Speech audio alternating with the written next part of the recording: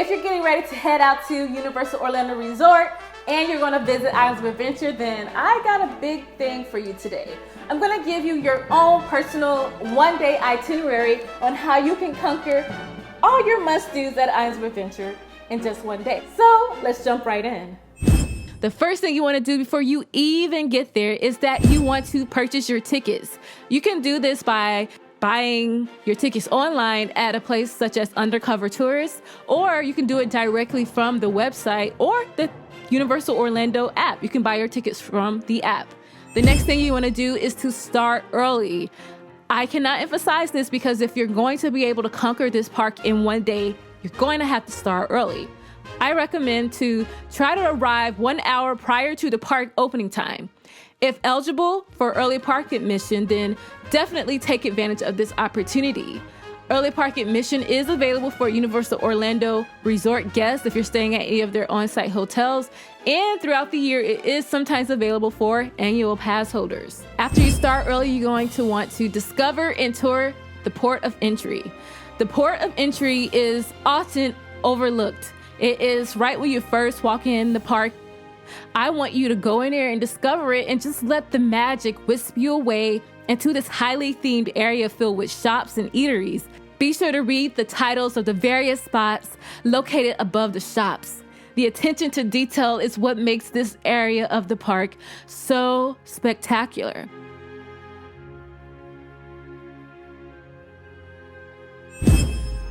It is time for you to face the Hulk.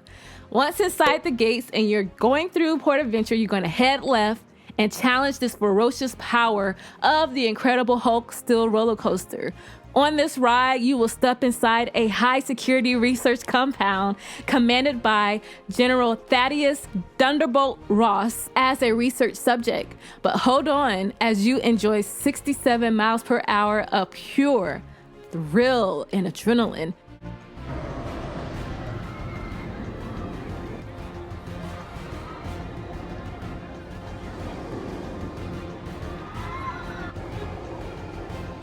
Finish up your Marvel adventure with Doctor Doom Free Fall, which is kind of like Tower of Terror, but outside you can see everything. And yeah, I usually skip that one. It's too intense. After that one, you can go over to the Spider-Man adventure, and that one is like one of the top rated attractions still in America. It's kind of like if you've been on Transformers at any of the parks, either Universal Studios Hollywood or Universal Studios Florida, then that's what you can expect from Spider-Man. Afterwards, you will have enough time to have a late morning or an early afternoon watery thrill, and this is where we're gonna head to next, which is go to Toon Lagoon. Toon Lagoon, it focuses around the comic strip lane, kind of like the cartoon strips you would see in newspapers in like the mid-century. The streets are filled with restaurants and shops themed around the classic cartoons such as Popeye. If you like water rides, then you're definitely going to want to do the 2 water rides there. The Dudley Do-Right's Ripside Falls is kind of like a Splash Mountain, and that is a log flume ride. And then you have the Popeye and Bluto's ride, which is kind of like Congo River Rapids at Busch Gardens in Tampa, or the River Rapids at Disney's Animal Kingdom.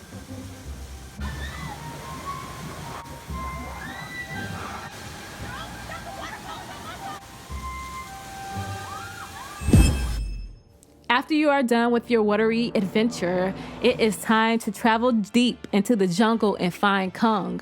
Go on a quest to find the legendary King Kong on Skull Island, Reign of Kong. Kids can ride it. The only thing is that it might be frightening based on some of the images like spiders and bats and those kind of things. But as far as thrill level, anybody can ride it almost. The next thing you want to do is to head over to Jurassic Park.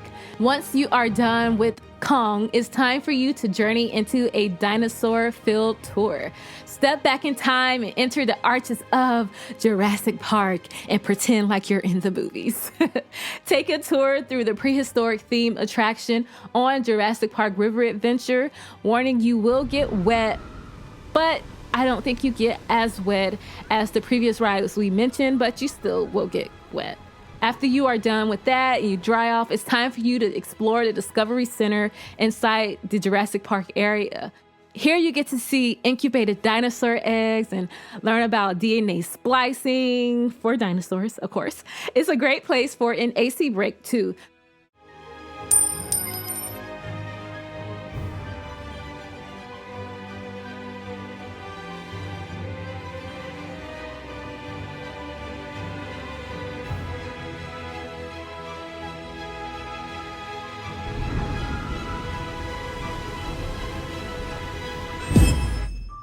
After you are done discovering Jurassic Park, it's time for lunch.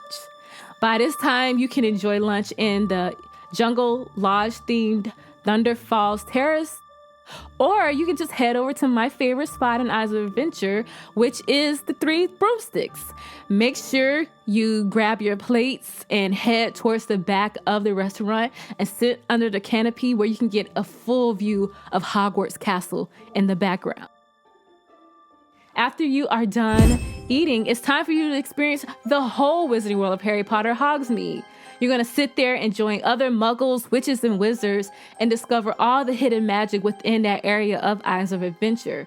Don't forget to ride Harry Potter and the Forbidden Journey, which is the ride located inside Hogwarts. You got to go do it. And after you're done, ride Flight of the Hippogriff, which is right next to the Hogwarts Castle.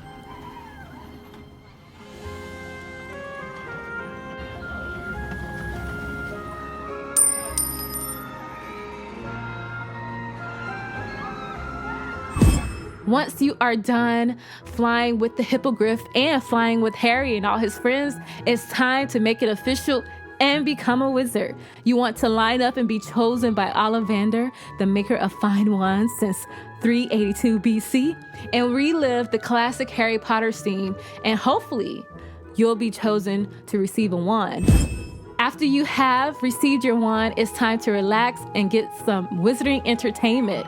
You can celebrate the magic of the Wizarding World of Harry Potter by watching the Frog Choir and the Triwizard Spirit Rally. This usually takes place right in front of Hogwarts Castle.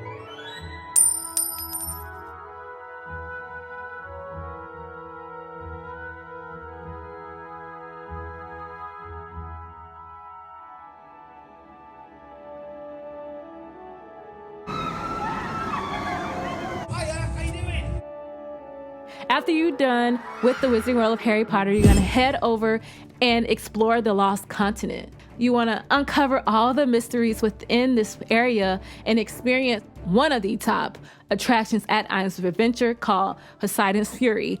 And don't give me that side eye. I know you're like, Poseidon's Fury? No way. Yes way.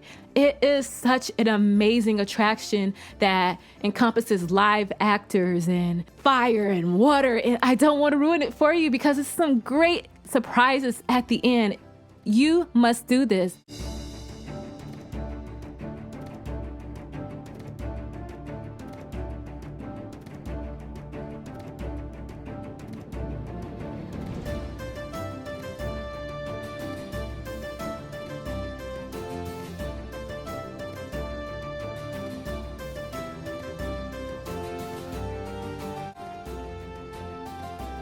Once you have discovered the Lost Continent, fall in love with Seuss Landing. This whimsical area will remind you of all of your favorite childhood books from Dr. Seuss. You can even ride with the Cat in the Hat, which is something I do each time I go there. There's some other attractions such as High in the Sky, Seuss Trolley, and there's a carousel themed around some of the most famous Dr. Seuss characters.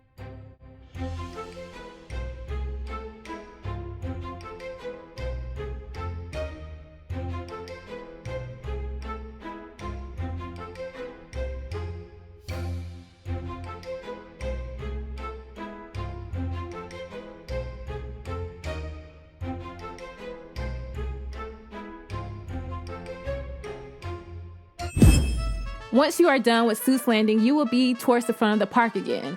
You can either decide to go ride some of your favorite attractions again, eat some more food, or you could kick it up a notch and board the Hogwarts Express for an enchanted trip over to Diagon Alley and Universal Studios.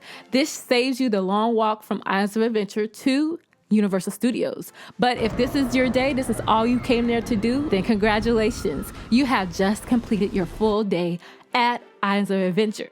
And until next time, happy park hopping hipsters. He's not returning. Goodbye, Charlotte. And goodbye, friend with little boom boom on her head.